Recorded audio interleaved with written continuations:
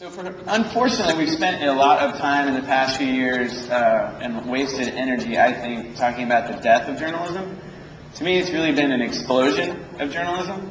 Think about how much journalism has happened this week at this conference.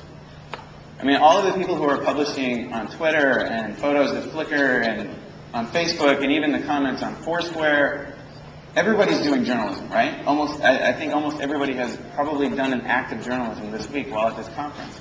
So it's really more of an explosion in my mind of journalism and these new forms popping up all over the place. And so as this new journalism unfolds, I'll just point out sort of 4 characteristics of the new forms of this.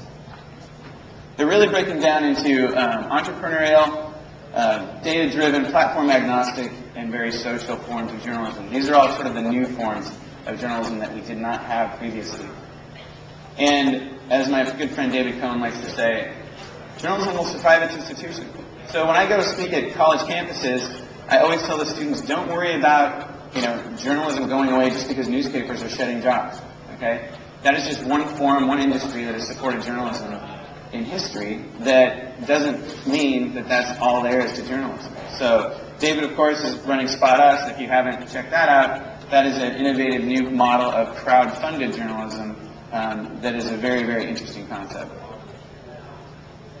So just some really quick examples. There are literally hundreds of these, and I don't have that much time. So we're going to do a couple of entrepreneurial journalism. So this is a website called X-Economy, and it is available in Boston, San Diego, and Seattle, focusing on high-tech and biotech issues. This is backed by venture capital money. Okay, venture capitalists are not philanthropists. They actually want their money back.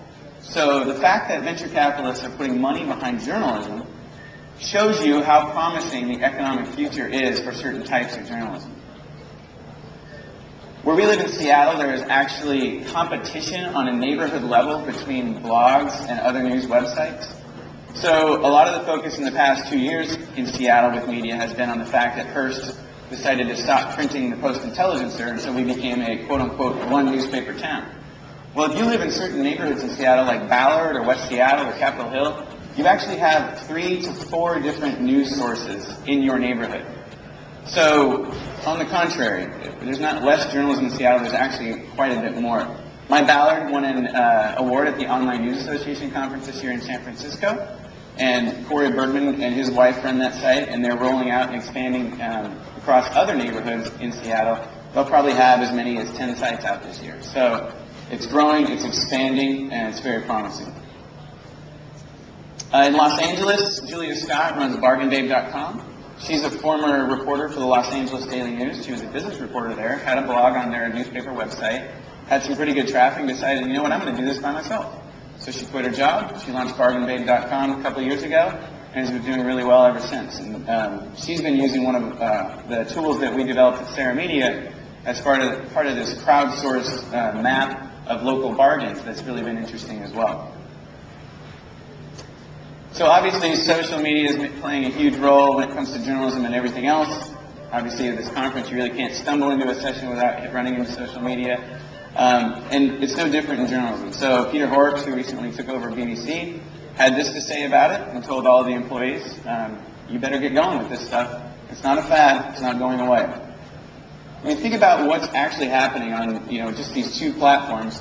We're sharing on Facebook up over 500% in the past 6 months. That is just incredible.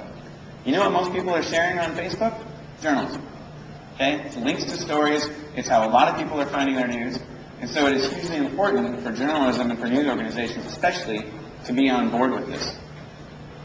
Of course, Twitter, the volume on that is going crazy, and I can't stand it when people start having an argument over, is Twitter going to replace journalism? If you were at the New York Times panel a couple days ago, that came up in a commenter, tried to finally dispel that, got a nice warm round of applause, which I was part of. So speaking of Twitter, speaking of the New York Times, Brian Stetler is a media reporter there, and here's one of the tweets that he had last year, which I think is a really good sign of how you can use social media as really a radical form of transparency that's never been around for especially mainstream journalism in the past, where he's inviting his readers to poke holes in his story before it even makes it into print. I mean, this is just one of the social media has so many benefits to journalism, and this is just simply one.